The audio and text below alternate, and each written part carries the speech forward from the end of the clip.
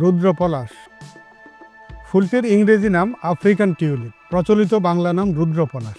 বিভিন্ন ঐতিহাসিক সূত্র মতে সুদূর আফ্রিকার এই ফুল আমাদের দেশে এসেছে প্রায় 100 বছর আগে, কিন্তু দীর্ঘ এই সময় গাছটি এখানে ততটা বিস্তার লাভ করেনি। ঢাকায় আছে হাতে গোনা কয়েকটি গাছ। রুদ্রপলাশ পুষ্পিক ঐশ্বর্যের কারণে বেশ আকর্ষণীয়। এরা দীর্ঘাকৃতির বৃক্ষ, কাণ্ড সরল, উন্নত এবং শাখা প্রশাখা এলোমেলো, বাকলের রং ম্লান ধূসর। বসন্তকাল হচ্ছে নতুন পাতা আর ফুল ফোটার মৌসুম। তখন কচি পাতার উজ্জ্বল সবুজ রং আর পুষ্পিত মঞ্জরির রক্তিম বর্ণচ্ছটায় বেশ প্রাণবন্ত হয়ে ওঠে গাছটি। ফুলের রং গাঢ় লাল কিংবা গাঢ় কমলা রঙের, দেখতে অনেকটা ঘণ্টার মতো বাঁকানো। উপমা হিসেবে কিছুটা আমাদের কুমড়ো ফুলের সঙ্গে তুলনীয়। এমন সুন্দর ফুলটির কোনো সুগন্ধ নেই।